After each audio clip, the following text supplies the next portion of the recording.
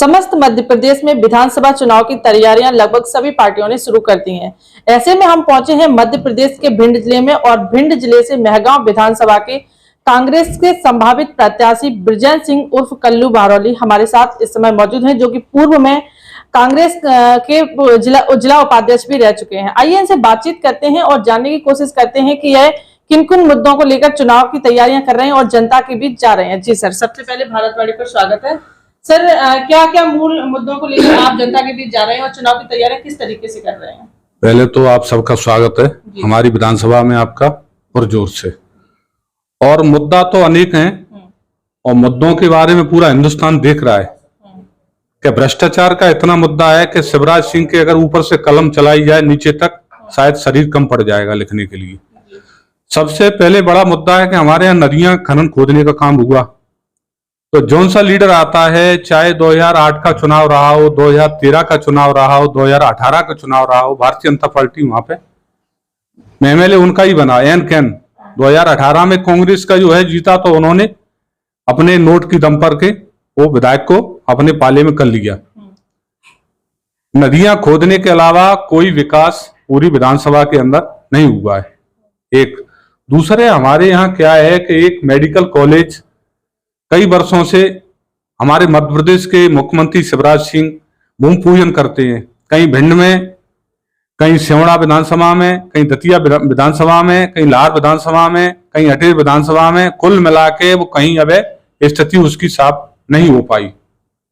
तो मेरा तो ये आग्रह है कि सबसे पहले बड़ा मुद्दा है युवाओं का है, बेरोजगारी का है।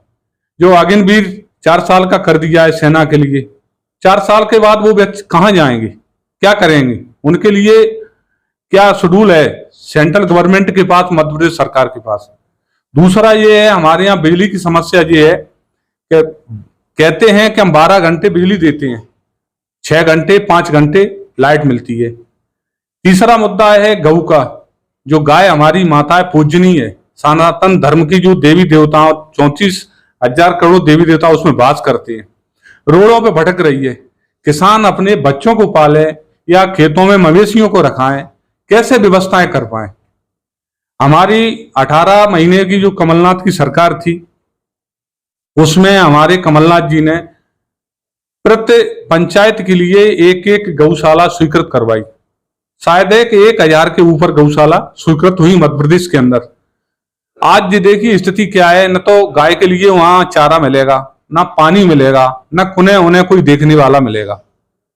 चौथा मुद्दा ये है महिलाओं के लिए हमारे मध्य प्रदेश में जो इस समय चल रहा है लाडली लक्ष्मी योजना का, तो उसमें क्या हुआ, क्या 1,000 रुपए कर दिया, 1250 कर दिया। तो इन्हों भारतीय जनता पार्टी का तो खेल है। पहले सिलेंडर में इन्हें सब्सिडी दी गैस में, उसके बाद धीरे धीरे खत्म कर दी। लोग इनके बहकाने में आने वाले नहीं है, वो कांग्रेस के साथ हैं, कांग्रेस का काम कर रहे हैं और पूर्ण तरीके से मध्य प्रदेश में हम 140 और 155 के समथिंग विधानसभा की सीट जीत रहे हैं और सरकार पुनः कमलनाथ जी हमारे भाई मुख्यमंत्री बनने जा रहे हैं। नहीं, क्या लग रहा है अगर कांग्रेस की सरकार बनती है तो जो भी आप समस्याएं बता रहे हैं, चाहे नदी खनन की बात हो या फिर शिक्षा को लेकर कॉलेजेस की बात हो, तो सरकार बनने पर इन सारी समस्याओं से जनता को निजात मिलेगी? सरकार हमारी बनती है तो कुल मिला के सबसे पहले किसान युवाओं के लिए हम वचनबद्ध हैं, जो कहते हैं वो करते हैं। और सबसे पहले हम नदियों का रोकने का काम करेंगे। अगर हमारे नदियों का खनन बंद नहीं होगा तो पानी कहां से रुकेगा, पानी हम लोग कहां से पिएंगे, कहां रहेगा। जब भूमि जल का स्तर गिरता जा रहा है, कहां से पूर्ति करेंगे। आगे आने वाला समय जो है खतरनाक है। तो मैं तो सबसे यही कहूंगा कि सरकार अगर हमारी आती है, जनमानस के बीच बैठ करके और गांव-गांव जाकर के लोगों से पूछेंगे यहाँ विकास का मुख्य क्या हो सकता है, उनसे बात करके उस विषय पे हम चर्चा करेंगे और हमारी सरकार बनती है जरूर विकास के मुद्दे पे हम काम करेंगे। जैसा कि किसानों को देखते हो, आपने गायों की बात कही है कि गायों आवारा घूमती हैं, तो सरकार बनने पर गायों के लिए आप क्या करेंगे? हमारी सरकार बनती है तो गौशाला तो पहले से स्वीकृत की हुई है, हम उन्होंने जो है एक लोग 2 लोगों की व्यवस्था करके उनकी सुरक्षा रखेंगे, उनमें बैठ के रखेंगे उन्हें अपनी गौशाला के अंदर, उनकी चारे की पानी की व्यवस्था करेंगे हम। तो रोड पे गौशाला जो है एक्सीडेंट से खत्म हो रही है, एक्सीडेंट से घायल हो रही है, डली है, कोई देखने वाला नहीं है। सबसे पहले ये हम करेंगे। युवाओं की बेरोजगारी पे सबसे बड़ा पहले हम कदम उठाएंगे कि युवाओं की बेरोजगारी के लिए हम क्या कर सकते हैं ज्यादा से ज्यादा। अच्छा, बेरोजगारी के लिए जहाँ तक हम लोग यहाँ जनपद में आपके में घूमे हैं तो जनता से पता यही चला है कि यहाँ पर काफी इंडस्ट्रियल, आपके जिले में इंडस्ट्रियल एरिया है, उसके बावजूद भी युवाओं को रोजगार नहीं मिल रहा है। तो सरकार बनने पर आप क्या उसके लिए कदम उठाएंगे और क्या युवाओं के लिए सोचेंगे? मैम, हमारे यहाँ 18 साल से भारतीय जनता पार्टी का राज्य है, लेकिन भिंड जिले में इंडस्ट्री एरिया आता है, लेकिन मिला के यहाँ से ट्रांसफर जो है मालनपुर ग्वालियर सटीक कर दिया है। भिंड का तो केवल नाम है, यहाँ हमारे यहाँ एक इंडस्ट्री कोई कंपनी नहीं है।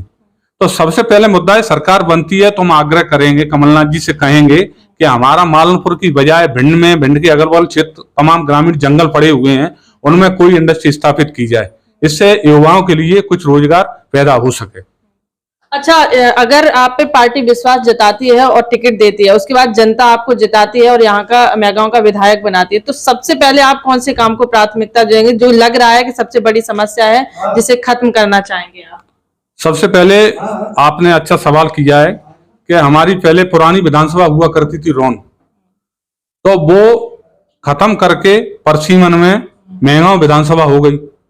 तो हमारी चूंक रोन विधानसभा की 48 पंचायतें मेहगांव में सम्मिलित हो गई, तो अब 104 पंचायत की विधानसभा बन चुकी है। तो मेरा तो ये कहना है, वरिष्ठ अधिकारियों से, नेताओं से, वरिष्ठ लोगों से, पार्टी के प्रमुख लोग हैं, आदरणीय कमलनाथ जी हों, प्रभारी सूरजवाला जी हों, रणदीप सिंह जी, या फिर हमारे भंवर जितेंद्र सिंह जी हों, डॉक्टर गोविंद सिंह जी हों, राजा साहब दिग्विजय सिंह जी हों, के पुरानी विधानसभा रोन से कृषि विधानसभा का प्रत्याशी बनाया जाए।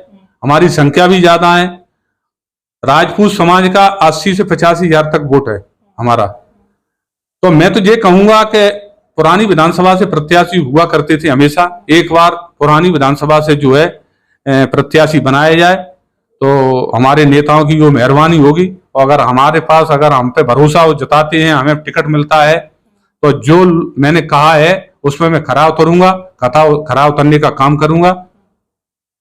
जैसा कि पूर्व में आप विधानसभा प्रत्याशी भी रहे हैं, पार्टी ने आप पे विश्वास जताया, लेकिन जनता का प्यार नहीं मिल पाया। क्या कमी रह गई थी उस समय जिसे आप इस बार पूरा करेंगे और जीत के लिए पूरा प्रयास करेंगे? मैम, पहले तो मैं 2001 से राजनीति में अभी तक हूँ, 2001 से 7 तक काम किया। मैंने टिकट मांगा कांग्रेस से, उस समय सिंधिया जी थे, सिंधिया जी ने मेरा नाम जो है लिस्ट हटा दिया, दे दिया हरी सिंह जी को।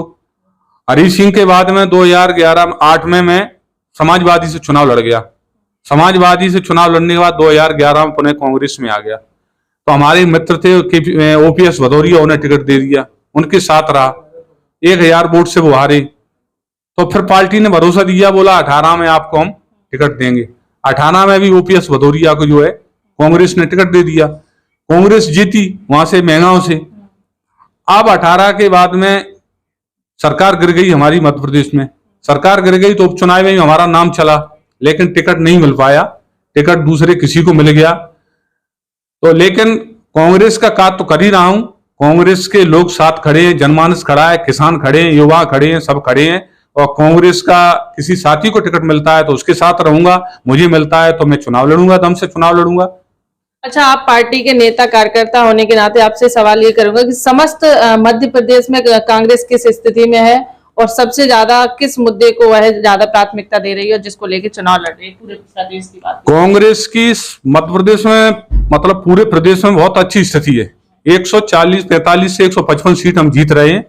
सबसे बड़ा मुद्दा है भ्रष्टाचारी का। आप किसी भी ऑफिस में चले जाएं, पटवारी से लेकर के, और अभी हमारे एक साथी ने कहा था वरिष्ठ अधिकारियों तक पैसा जा रहा है। आप भारतीय जनता पार्टी की सरकार है, कोई भी कार्य करवाना है, कोई भी काम करवाना है, पैसा दो और काम लो। ये हमारे यहाँ नहीं होगा, हमारे यहाँ सिस्टम से काम होगा और हुआ है। कांग्रेस के शासनकाल में नियम से काम चलता है, चाहे गरीब हो अमीर हो, कायदे से सिस्टम से काम चलता है। ये भारतीय जनता पार्टी के ऐसा खेल हमारे यहाँ नहीं होता है।